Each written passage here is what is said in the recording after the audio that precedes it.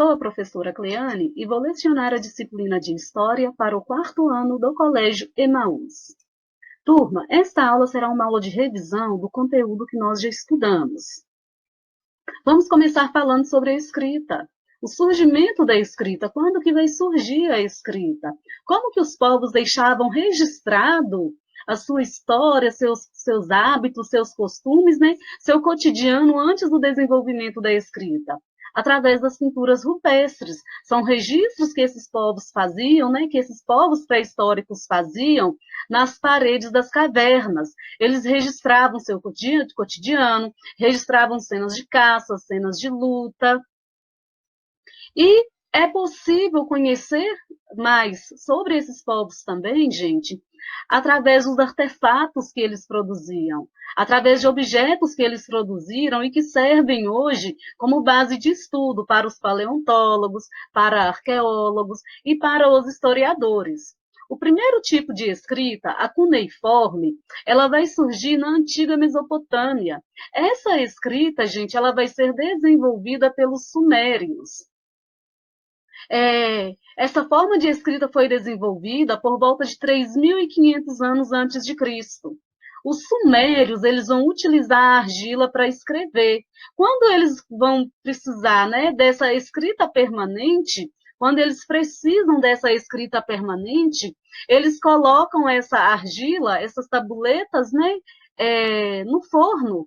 Aí a argila vai secar e vai ficar dura e vai se tornar permanente. Os sumérios, eles aperfeiçoaram, desenvolveram a escrita da necessidade de registrar informações, de registrar a produção, de registrar seus estoques e de registrar os comércios, né, as relações comerciais que eles faziam com outros povos. No Egito Antigo, gente, na civilização egípcia, também vai desenvolver uma forma de escrita, a escrita hieróglifa. Essa forma de escrita, gente, ela foi utilizada para escrever nos túmulos e nas paredes sagradas, né, dos antigos faraós. É um tipo de escrita sagrada que era utilizada nos túmulos dos faraós, que eram considerados deuses na época.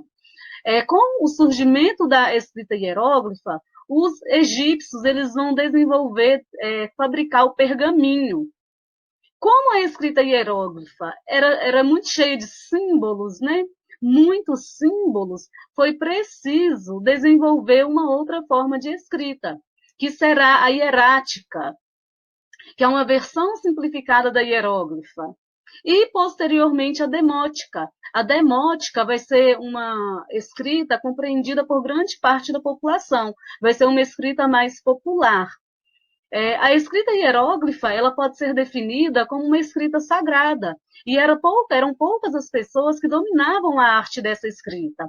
Os sacerdotes, os membros da realeza e os escribas. Os escribas vão ser extremamente importantes neste período, porque os escribas eles vão fazer anotações de impostos, eles vão escrever as leis e vão repassar as leis para a sociedade. Por volta de 3.000 anos antes de Cristo é quando os egípcios eles vão inventar o papiro.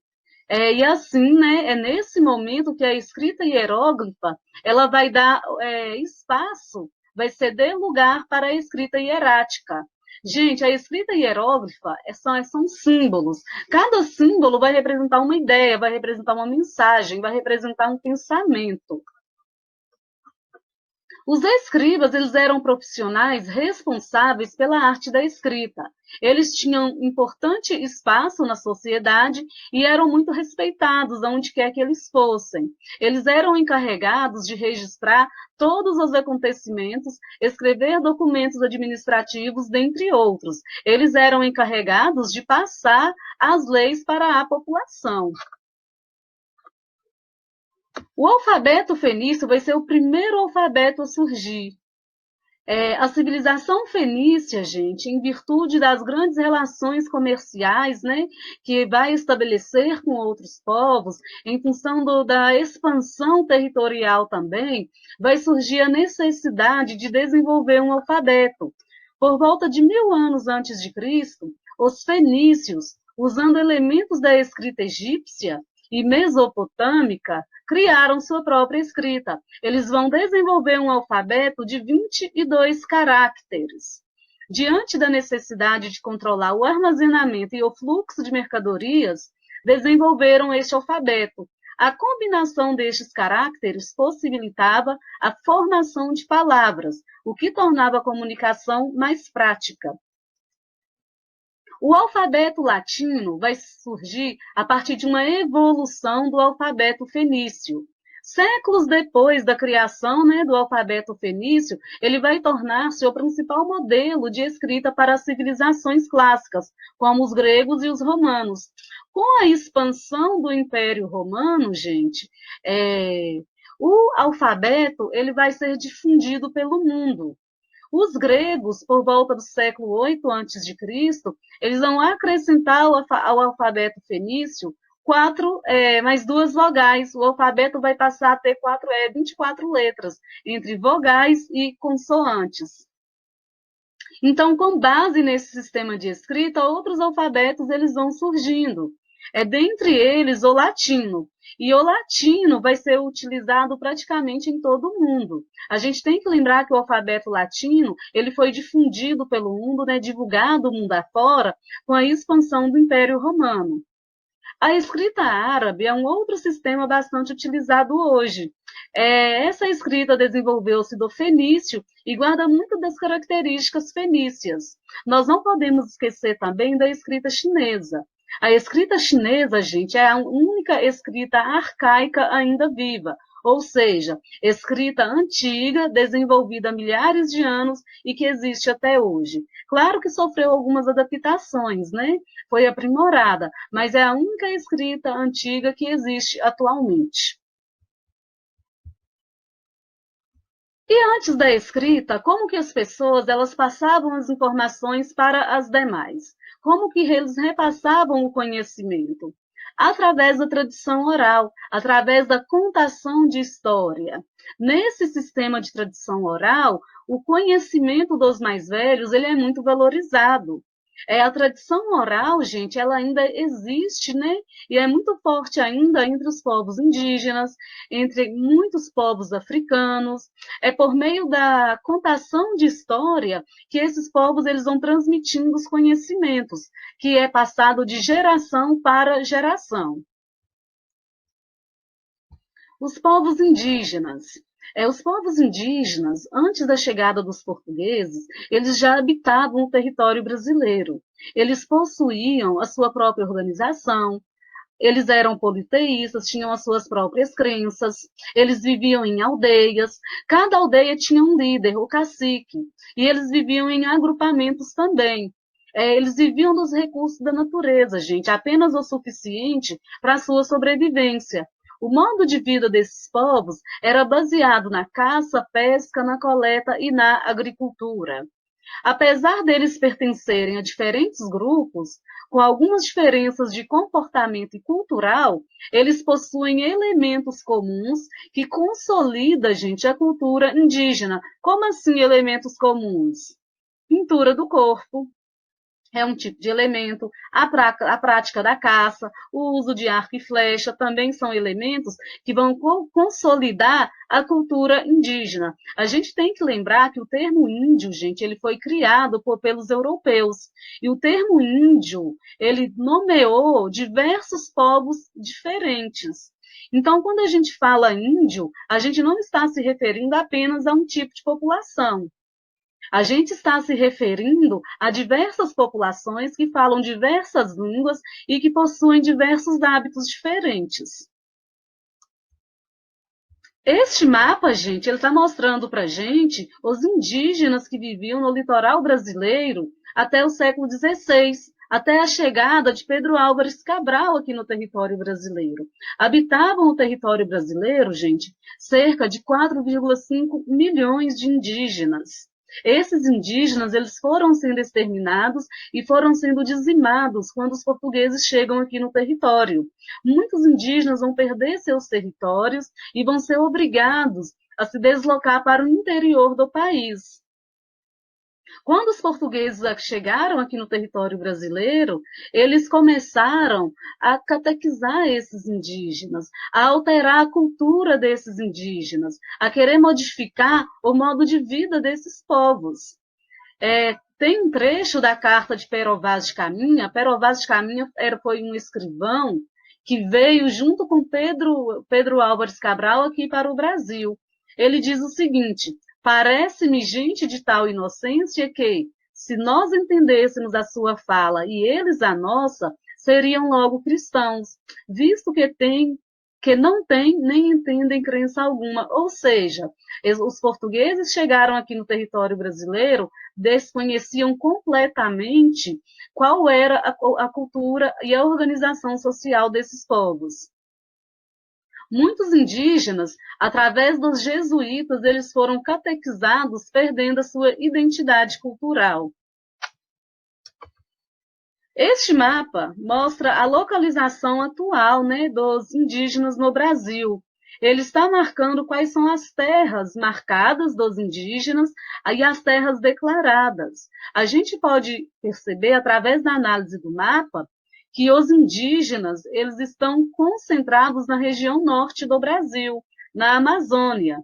Um dos grandes desafios desses povos atualmente, gente, após o contato com os não indígenas, foi a diminuição da área de seus territórios, o que impedia a ocupação do espaço segundo seus modos de vida e tradições. Qual que é o problema disso, gente? Esses povos indígenas, eles dependem da terra para sobreviver, eles retiram da terra o seu sustento. Se eles perdem os seus territórios, ao longo do tempo, né, essa cultura vai se perdendo também.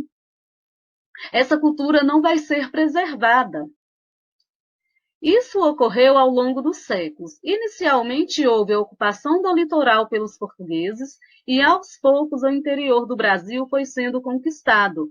Desta forma, para garantirem seu espaço, os índios, em muitos casos, acabaram entrando em conflito com os conquistadores e outros mudaram de território, mudaram de região. E quando esses indígenas eles mudam de região, gente, eles chegam em outro território, pode ser que ali já esteja instalada uma tribo indígena. Então vai haver conflito entre essas duas tribos pela disputa do território. Neste mapa está trazendo para a gente as terras indígenas e a Amazônia Legal. Observem que as terras indígenas, gente, em sua maioria, estão localizadas no norte. 55% dos índios que vivem em terras indígenas estão na Amazônia. Dos índios que vivem em terras indígenas, 45% estão fora da Amazônia, estão distribuídos pelo território brasileiro. Muitos desses movimentos de fuga para o interior resultavam em guerras entre tribos indígenas, pois quando um povo chegava em um território, tinha que disputá-lo com outro grupo que já estava ali. Atualmente, os indígenas estão distribuídos por todo o território brasileiro, porém, em sua maior parte, estão na Amazônia.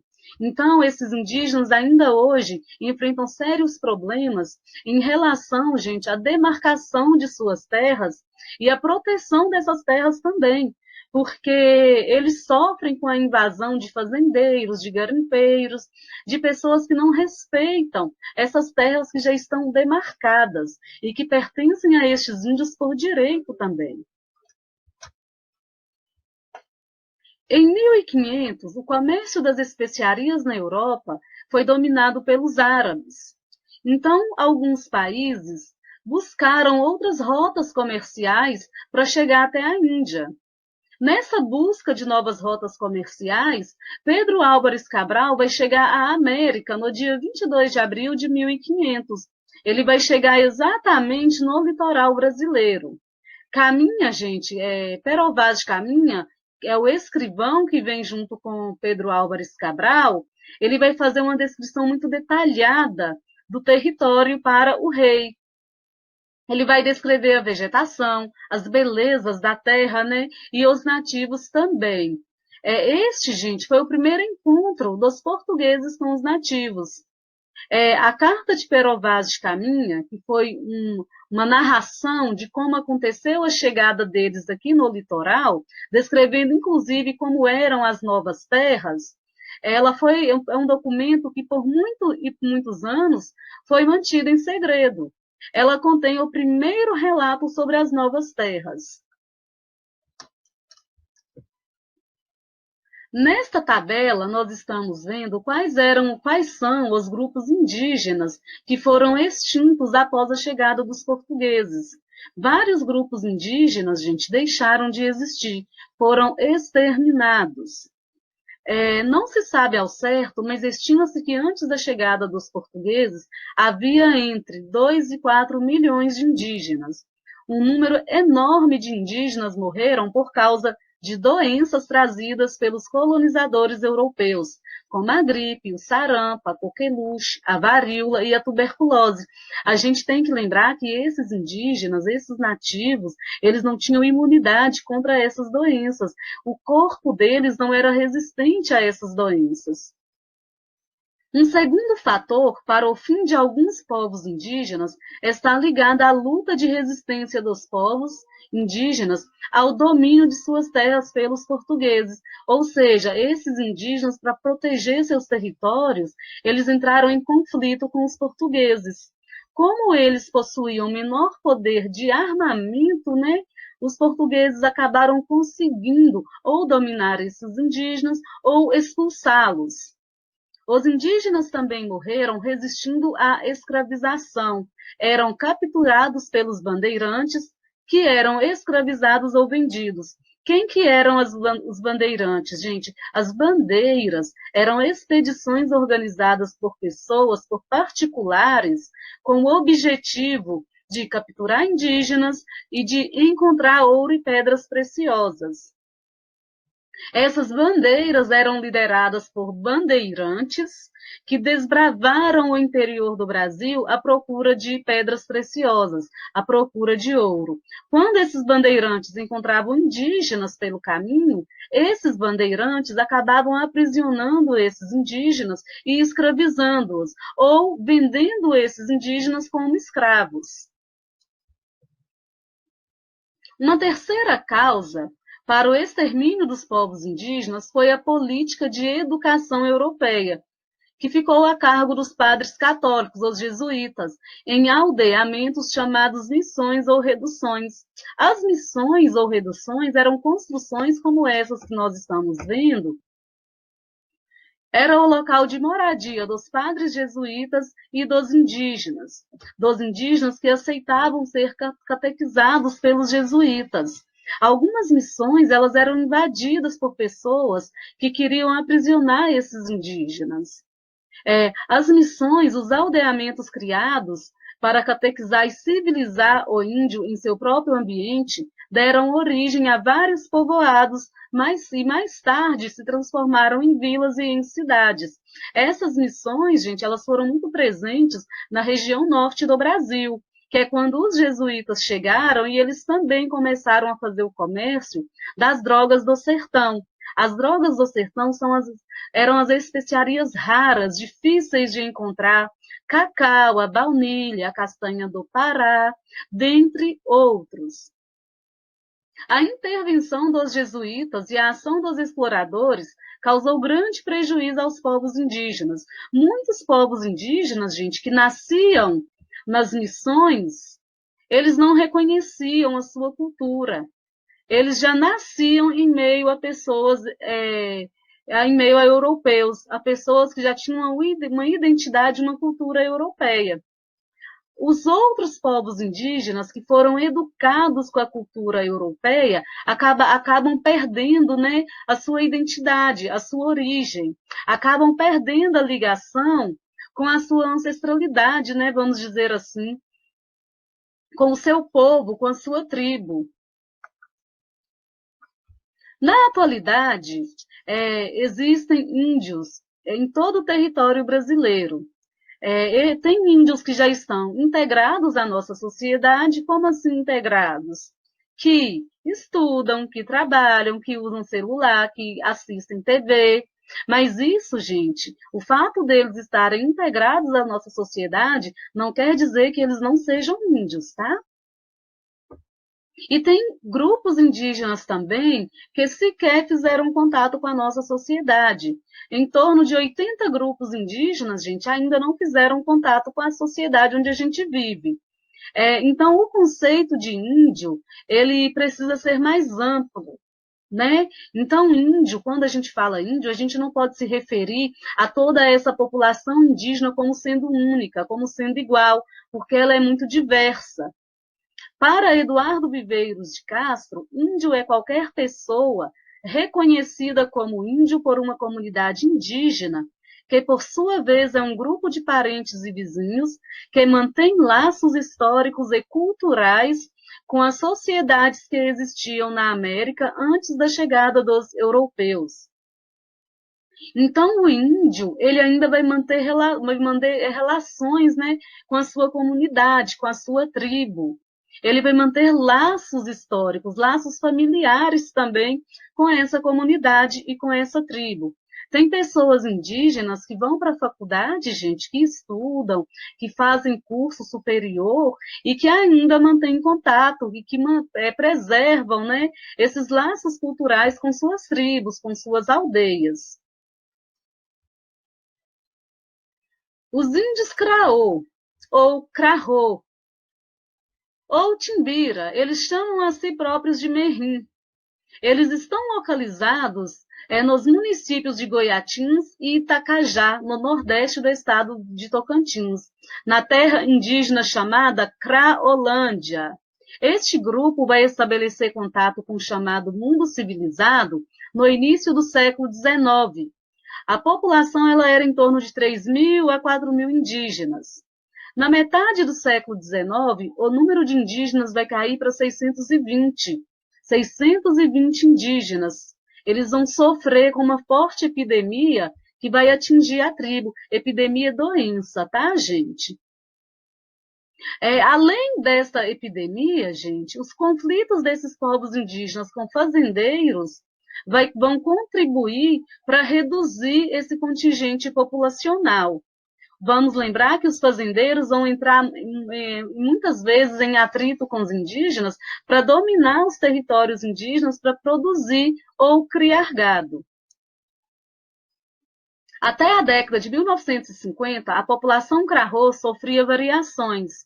Já no final do século XX, a população voltou a crescer. Segundo a FUNASA, a Fundação Nacional de Saúde, em 1999, a população Crarô girava em torno de 2.000 pessoas. Cresceu bastante, né? Depois da epidemia que eles sofreram. Então, a população ela está crescendo, está em ascensão. O número de aldeias também vai aumentar. A língua timbira é a primeira que eles aprendem a falar. A organização familiar desses povos indígenas está centrada na mulher. O que quer dizer isso? Quando a mulher ela se casa, o marido vai morar na casa dela. Aí, quando o sogro morre, se existem outras irmãs que são casadas, as famílias vão construir moradias próximo à casa principal. Os Quiriri. Em Tupi, o termo Quiriri significa silencioso, calado, né? Mais quieto. Os povos Quiriris, eles estão localizados nos municípios de Banzaê e Quijingue, no norte da Bahia. Nesta região já aconteceram muitos conflitos entre os índios e os colonos, os fazendeiros, né? No século XVIII. Gente, vamos observar nesses três povos que nós estudamos que todos eles tiveram problemas de conflito com fazendeiros. Todos eles tiveram problemas em relação à conquista de seu território por fazendeiros. Em 1710, no entorno do Rio de São Francisco, fazendeiros entraram em conflito com indígenas e jesuítas. Quando isso acontece, os jesuítas vão reclamar com o governo português que as suas missões estão sendo invadidas. Daí, o governo português vai criar a aldeia Saco dos Morcegos. É uma aldeia Quiriri, que vai ser fundada pelos jesuítas. com autorização da coroa. Essa aldeia, gente, ela vai ter aproximadamente em torno de 700 casais. Só que os jesuítas, eles vão ser expulsos do Brasil no século XVIII. E isso vai trazer um grande problema para essa população indígena, porque eles vão ter que passar por vários conflitos sangrentos com os fazendeiros, porque o governo nessa época vai estar preocupado em extrair as riquezas da terra, em extrair as riquezas do Brasil. A partir de 1949, os Quiriri começaram a reivindicar novamente as terras que lhes pertenciam desde o século XVIII. Os povos Quiriri, gente, eles são um importante foco de resistência, tá? São um importante exemplo de resistência indígena. Em 1972, deram início a uma série de manifestações e protestos. Eles vão se organizar politicamente, eles vão se estruturar, vão eleger um líder indígena para reivindicar junto ao governo o direito à posse de terra. Então, eles vão fortalecer a etnia deles, vão fazer laços com outros povos indígenas para reafirmar o direito desses povos sobre as terras, o direito desses povos de permanecer nesses territórios. Somente em 1990 é que eles vão conseguir regularizar o seu território. Os povos Machacali, também conhecidos como Machacali, Monacó, Cumanuxu e Tiquimun, eles vivem no município de Bertópolis, no Vale do Mucuri, no nordeste de Minas Gerais. Esses povos Machacali também, gente, tiveram muitos conflitos com fazendeiros. Em 2010, a população Machacali ela estava em torno de 1.500 indígenas. O contato desse grupo indígena com os europeus, com os portugueses, vai acontecer no século XVI. Muitos povos indígenas, eles viviam nas regiões litorâneas, mas eles tiveram seus territórios reduzidos a aldeamentos. Os povos Machacali, gente, como eles não vão ter condições de enfrentar esses portugueses e condições de disputar território com outras tribos indígenas, eles vão acabar aceitando o aldeamento compulsório, o aldeamento obrigatório, né, imposto pelos jesuítas. Durante o século XVIII, com a descoberta do ouro na capitania das Minas, né, atual Minas Gerais, vai acelerar o processo de entrada de colonos na região, nas minas. Como os Machacali eles não vão conseguir se proteger, como eu falei para vocês, eles vão aceitar fazer parte do aldeamento jesuítico. No século XX, vários conflitos vão acontecer entre os Machacali e os fazendeiros. Na década de 50, as terras dos povos Machacali elas vão ser demarcadas. Vai ser criado o Parque Indígena do Pradinho. Qual que é o problema disso? No meio desse parque vão existir algumas fazendas. E esses fazendeiros vão impedir o trânsito livre desses indígenas. Somente na década de 1980 e 1990 é que vai haver a demarcação de fato, gente, unificando toda a área. Essa demarcação ela vai ser confirmada pelo governo federal em 1996, mas ainda existe um impasse sobre essa região, porque os fazendeiros eles não vão aceitar a indenização da FUNAI. Então, ainda existe uma disputa em relação a esses territórios, em relação a territórios que pertencem aos povos Machacali. Finalizamos a nossa revisão.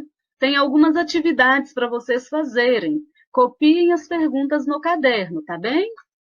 Bons estudos para vocês. Até a próxima aula e lembrem-se, juntos no caminho certo.